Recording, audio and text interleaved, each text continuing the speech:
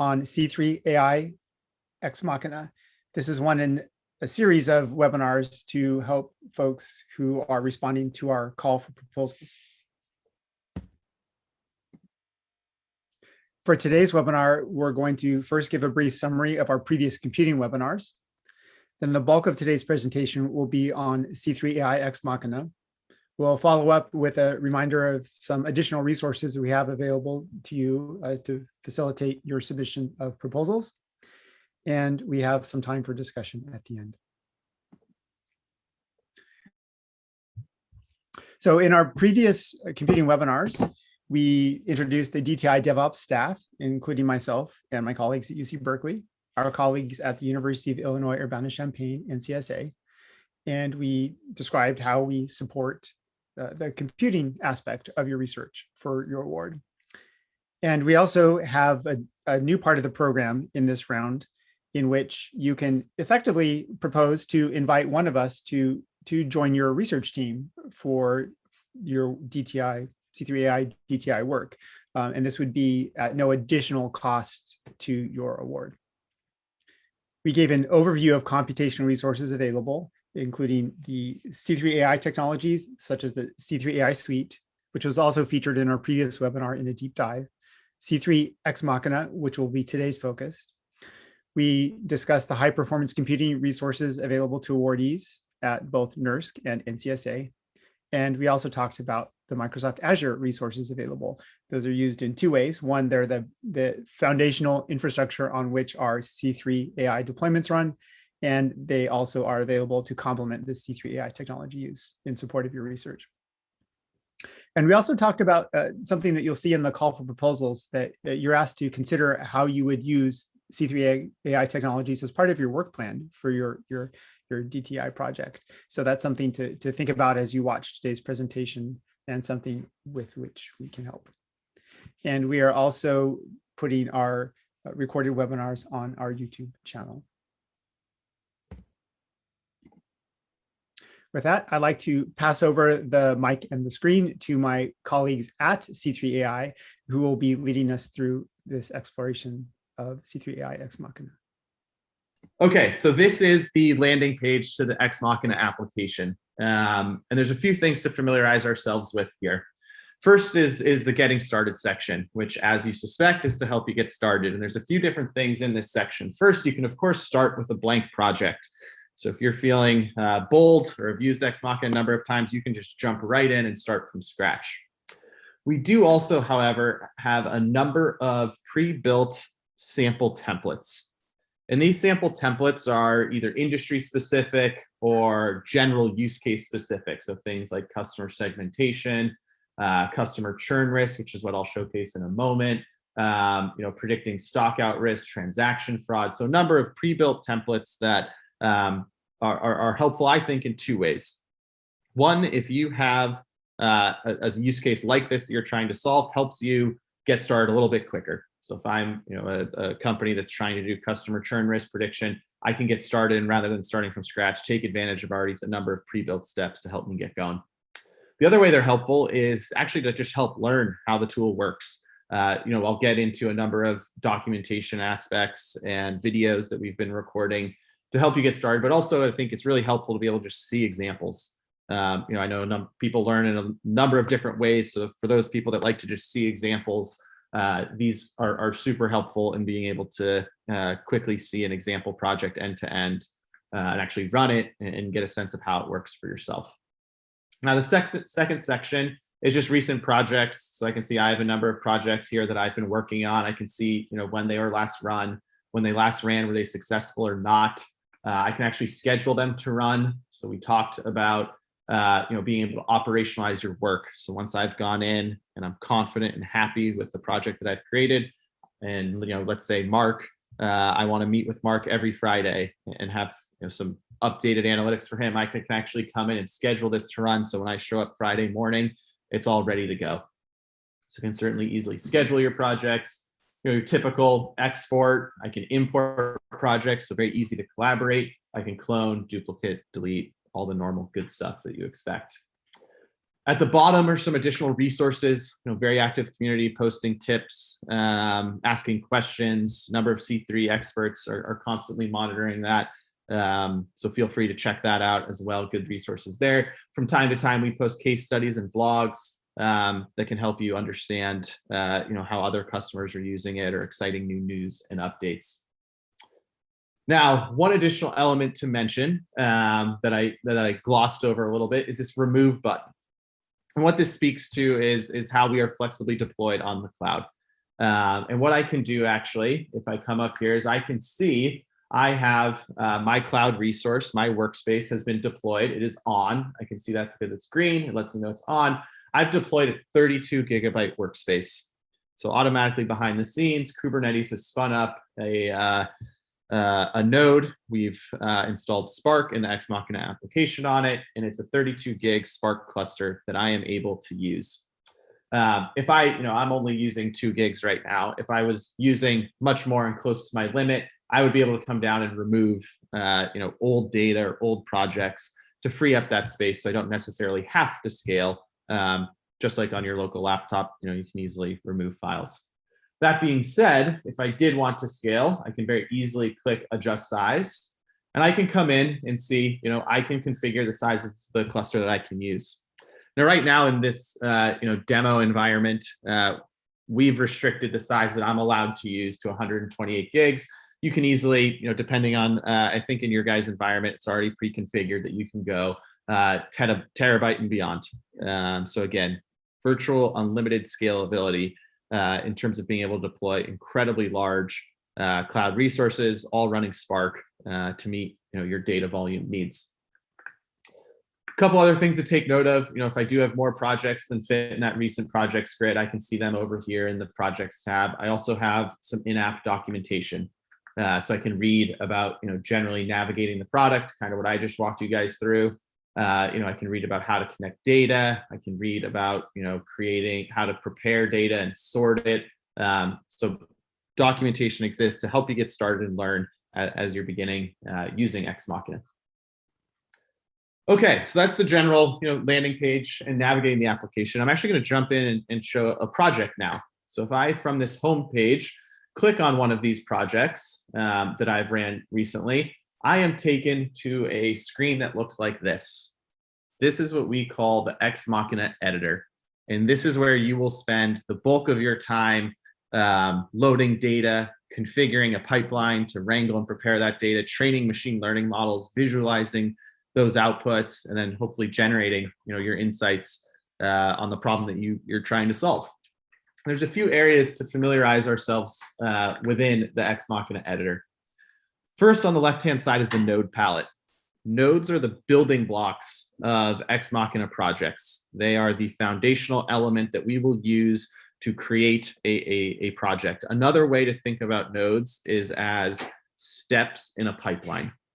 So if you have a pipeline where step 1 is load data, step 2 is to do some sort of min-max scaling, that's a 2-step pipeline. In Ex Machina, that would be 2 nodes that we connect together. So hopefully that makes sense in terms of understanding what I mean when I say a node. A node is just a step in a pipeline. Now the node palette's broken into 7 categories here, and the categories are the very pertinent things that you will need to do in an analytical project. So whether it's loading data, and that can be further broken down into SQL sources, business applications, cloud storage, loading files, or again, loading data from the C3 type system, if that's what you want to do. So each of these nodes represents a data connector that will load data from this source system. So if I use the Oracle node, that node would then go and retrieve data from some Oracle DB that I have set up.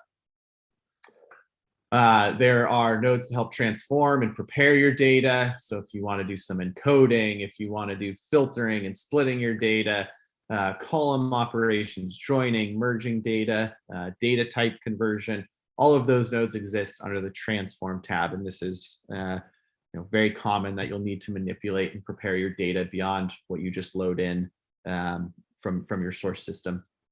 There are some text feature prep operations. There are some time series operations that you can engage in. Very frequently, you may have time series data.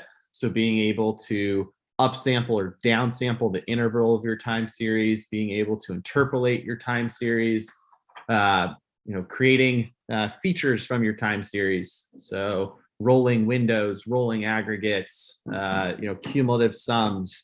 All of that is done from the nodes that exist within time series and sequences. Then, of course, there are the AI and machine learning capabilities. So AutoML, is one of our exciting new features that we recently released. So being able to use AutoML to train a machine learning model, actually train dozens, hundreds of machine learning models, and then use the model that you like best to predict. We have classification algorithms. If you specifically just know that you want to use, logistic regression, you can certainly just grab a logistic regression node and only do that. So we have decision trees, boosted trees, logistic regression, random forest. Same algorithms for regression. Linear regression does include penalized linear regression, so lasso and ridge. Clustering, k-means, and principal components are all available within Ex Machina. Happy to talk through the libraries we use if that comes up during questions in a few minutes here.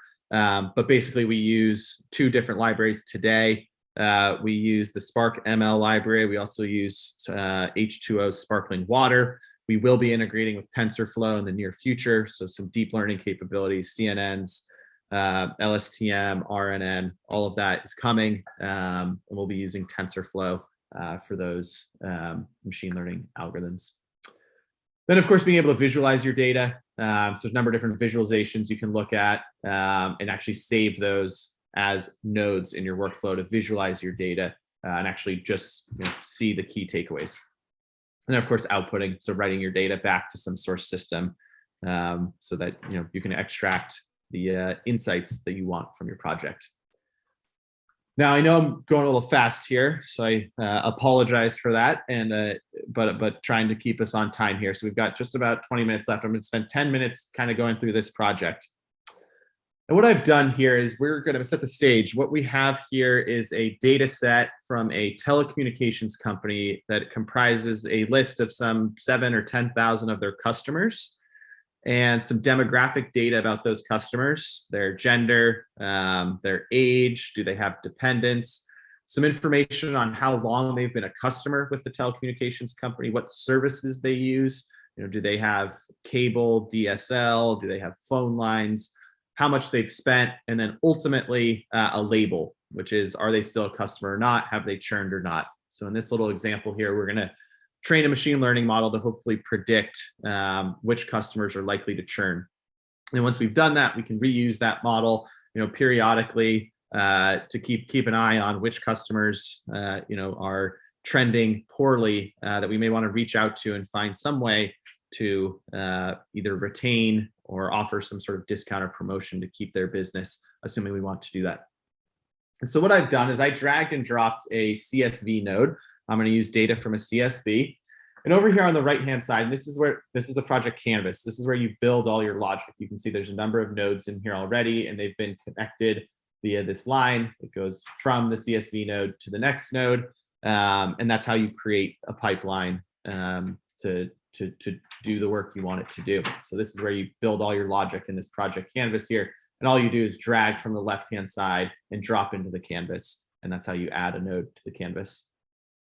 Now, once I'm in the canvas and I select a node, a properties panel pops up on the right-hand side. And this is what we really mean by being low code, no code. As you can see, to read in this CSV, I just selected a file. I let Ex Machina know if there's a header or not using a radio button. There's a few different buttons to let me know, do I want to try to infer the schema or not?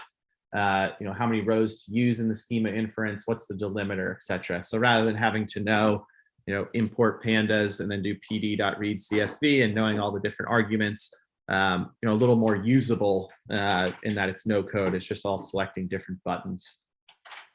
Now, I'm going to choose to leave everything as strings, and I'm doing that purely for demonstration purposes, just to show you that Ex Machina can do some nifty data prep and wrangling. I very easily could have said, actually try to infer the schema. So try to figure out which column is actually a numerical column, which column is a decimal, which is a long, which is a integer. And Ex Machina does a fantastic job at that. But just for demonstration purposes, want to show, Ex Machina certainly can manipulate and prepare and wrangle your data.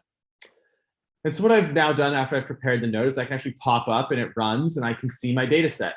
I can see that I have 7,032 rows and 21 columns. I can see those columns, what they're called. And I notice next to it, I also see what the schema is. So I can see that by having the letter A, it's a string. I can scroll across, there's some pagination. I can do some sorting. So if I wanted to sort or filter, I can do that using the controls at the top of the column.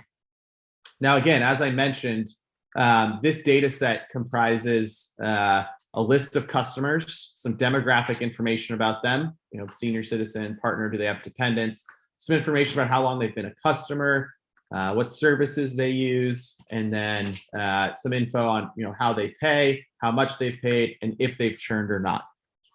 Now, one nice thing is I can actually click on a column header and I get some data profiling over here on the right-hand side.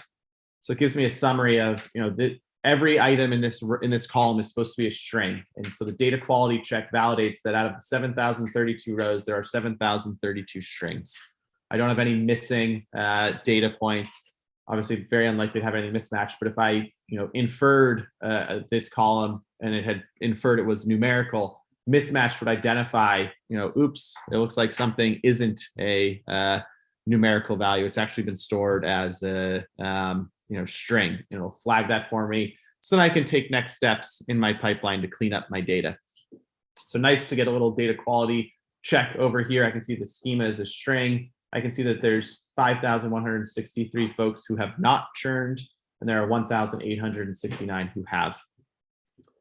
Now, I immediately know that total charges should be a numerical column, monthly charges should be a numerical column. Some of these columns are really binary indicators, so I might want to encode them as such. And that's what I do with the next couple steps here. In the interest of time, I'm going to keep moving fairly quickly, but I do some encoding and then transformation of things that are currently stored as strings to make them decimals, to make them numerical values. And so if I take a look at my data now, I can see that senior citizen now has the hash or pound sign next to it, letting me know it's a number. So it's been cast and restored within Ex Machina as a numerical binary indicator. I can see churn is now a binary indicator as well. Clicking on a numerical column just real quick actually provides a little bit more info in the data profiling panel. So I still get the same data quality check. So good news is I have 7,032 numbers in this column, no missing. That's intentional. This is a dummy data set. But I can see, I have very clean data here. It's been stored as a double. I get some summary statistics, average, min, upper quartile, max, median, lower quartile, standard deviation. I can visualize the distribution. We do an automatic outlier check. Again, if you're doing some analysis and you actually want to remove outliers, this can help inform you of what are the outliers. And then I could add different elements to my workflow here by dragging and dropping from the node palette to remove outliers or filter out duplicates or whatever it is that I'm trying to do. I can see that there are duplicates. The value 20.2 occurs 11 times, 19.75 occurs 9 times. So again, depending on the analysis, this little profile helps me catch and identify next steps, which I can then add to the end of my pipeline by using one of the nodes over here on the left-hand side. Now, again, fortunately, I have very clean data in our example here. So I'm actually going to jump and demonstrate the AutoML capability right away. So I split my data, and then I come into the AutoML node. And what I do is I select the features that I want to use in training a number of different machine learning models. So right here, when I come in, I've selected senior citizen. Perhaps older folks are more loyal and less likely to churn. I have partner, I have dependents. Tenure, I suppose, is probably a pretty important feature for predicting churn. I would presume that folks who have been a customer for a long time are more likely to continue being a customer.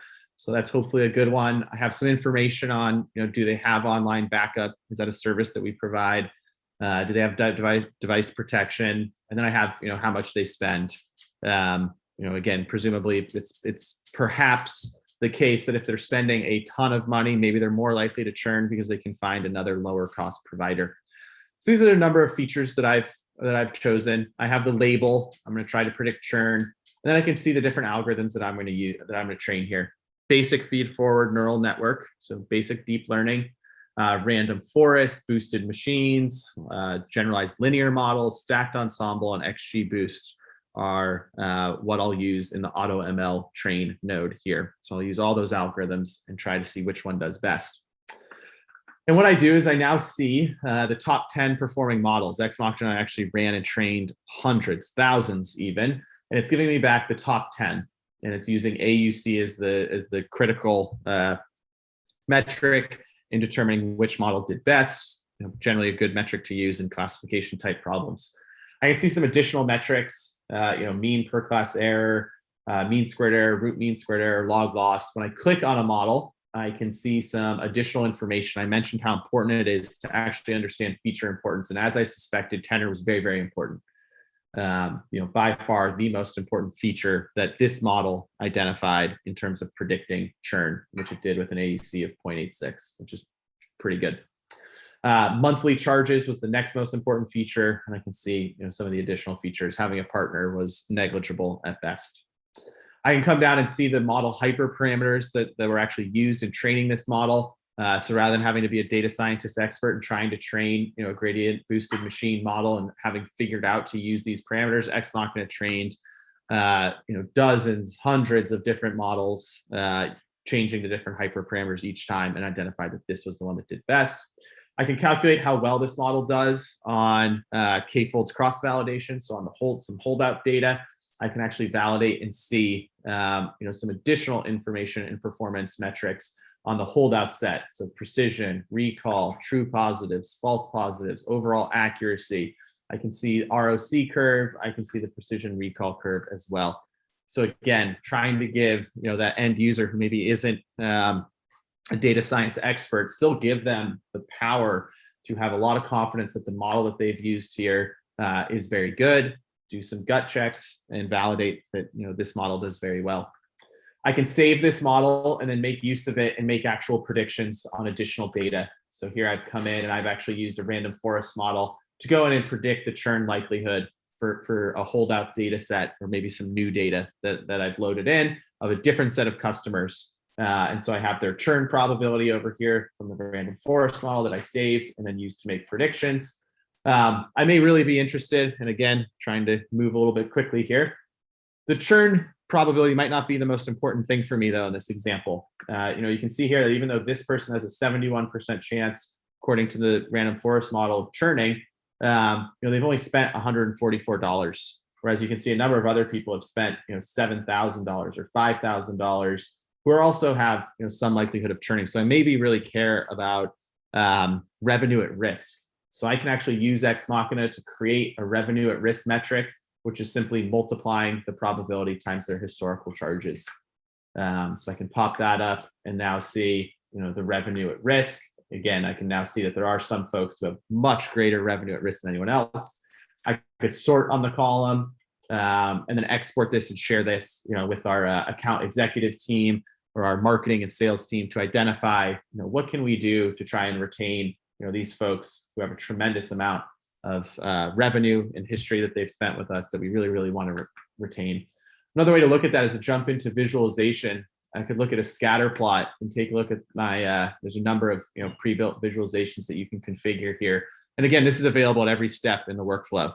So very nice to be able to audit and validate and check, look at your data, visualize it, give you a little more confidence and audit what you're doing. It's not just a black box pipeline that just runs. But I can now come in and see, the folks I really want to focus on are these folks who have a high likelihood of churning and also spend more money each month. So really this subset over here. And I could then export this chart, share it and take it back for, my business team and I to work together on. So with that, I know that was very fast, but hopefully gives you a sense of what Ex Machina can do. Again, in a number of steps, all by just dragging and dropping, I was able to load in data, prepare and wrangle it, train hundreds of machine learning models, visualize and validate my understanding of that, and then make predictions, and ultimately then share those, collaborate or export those to integrate into my business application and actually solve the problem we're trying to solve. So I did it here with CSV data, but again, tying back to the C3AI suite, can certainly use C3AI suite data as the data input to this and write data back and write models back to the C3AI suite as well. So some nice interoperability there. And with that, I will pause and stop and turn it back to Greg and the rest of the team. Okay. Yeah, I'd like to take a quick time out to reinforce with our listeners that the DTI staff, myself at UC Berkeley, and my fellow colleagues on the DTI staff at UC Berkeley, and our colleagues at University of Illinois Urbana-Champaign NCSA. So we're academic research support programmers and IT staff, and we're here to help bridge the use of C3AI technologies to your academic research. We recognize we don't have business analysts in the house, that your group, you are the hardcore PhD data scientists working on the uncommon problems rather than templates. And so we're here to help you to navigate pre-award and post-award these technologies. And I'm going to share my screen, and give me just a second here. There we go. Between now and the due date of the call for proposals, we're going to be holding four weekly open office hours where researchers who are considering applying to the program to respond to the call for proposals, researchers can come and chat with us. You can chat with us about your current research computing landscape and how you can make use of these C3 technologies. We've had some experience with C3 Ex Machina, a relatively new tool, and with a greater deal of experience with the C3AI suite. So we can help you with that. So the first one of those starts, and I believe it's a little over 3 hours from now today, from 2 to 3 p.m. Pacific and 5 to 6 p.m. Eastern. And we have a couple of other links here for more information. The call for proposal site, computing resources wiki, that's linked on the page shown here, and any email inquiries can be directed to this address. Now, I'm going to I want to invite folks to put questions in the Q&A or the chat, but I want to see if I can call on my colleague at C3, Armand Butt. He's an engineer there at C3, and we do have a question. Let's see. So this is a question about time series. Now, I've worked with time series data for many years in research computing, and I was pleasantly surprised to see utilities in the C3AI suite and Ex Machina where these platforms understood what I found to be the all too common problems with time series, how I needed to deal with time series data, and wow, how many times have I had to write code to do that, as just one example. So I wonder if I could, if you're available to speak, Armand, if you could talk a little bit about, some of these features and how they apply to research, bringing in your data easily, and Ex Machina lets you bring it in super quickly, and you're just looking at it right away. Yeah.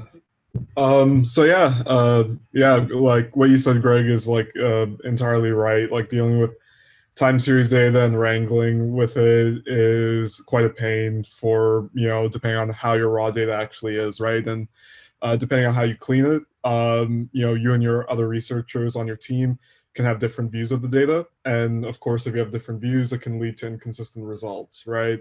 So in all of our C3 products, we have the capabilities of being able to have a way to deduplicate your data, to do resampling on time series data, taking into account maybe time zones. If you have different data points from different time zones, to normalize it to that, as well as even unit conversions that are capable on a per point basis and able to run in real time.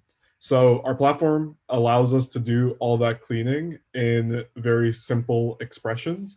So it's a low code way of being able to then actually articulate within your configuration, like being able to do aggregations, being able to do that type of deduplication and unit normalization and all those capabilities, and even to build on top of other metrics. So whether you're using the core platform or Ex Machina with the core platform, you have the capabilities of being able to actually use that underlying tooling, which would allow you to then see your time series in a consistent view, regardless of how you're interacting with it. So whether it's the developer console on the platform, whether it's Ex Machina using the analytics nodes that we have available, or even the Jupyter Notebook interface, and then being able to get your time series data clean, and then being able to do analysis within pandas. So there's many ways to interact with it, but it's part of like one of the core parts of like what we've built into the platform, because time series data is used as part of the machine learning process, and to have bad time series data, it's like kind of garbage in, garbage out to what your analytics are going to be later down the line. So yeah, we definitely have those capabilities, and it's core to like our product basically. Awesome. Yeah, thanks, Armand. I see another question, open question in Q&A from Stefano, asking about what about the use of Earth satellite research data integrated into C3 AI platform?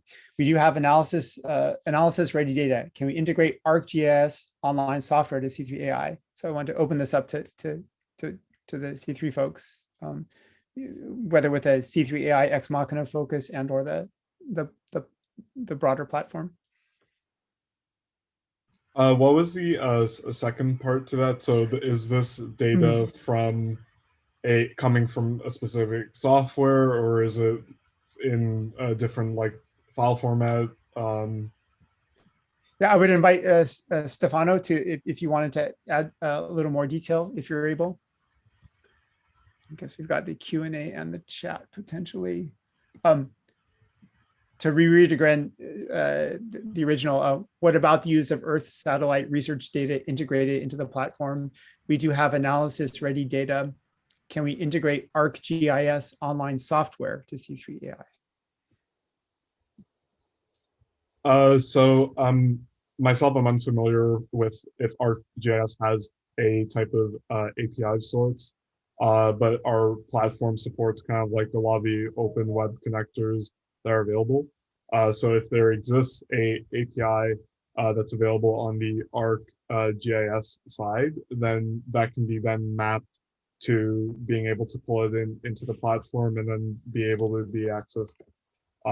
If you use the platform, it can be accessed in Jupyter, the developer console, or even Ex Machina using the C3 type connectors.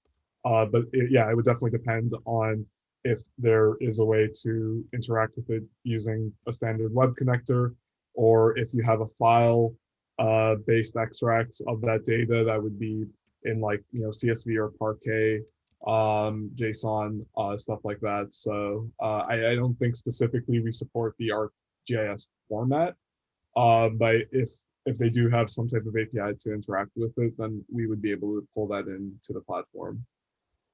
Thanks. And I would invite Stefano, if you can come, whether to today's or one of the today's office hours or one to follow, we could look together, share screens, and actually chat about this. Oh, I do see a follow-up from Stefano. We do have already ARD satellite data. The problem is ingestion and run ML and visualization with GIS. This might be something that if you're available to come in and to the office hours, we can, in that format, we can have a more face-to-face conversation. That might be a way. So yeah, thank you.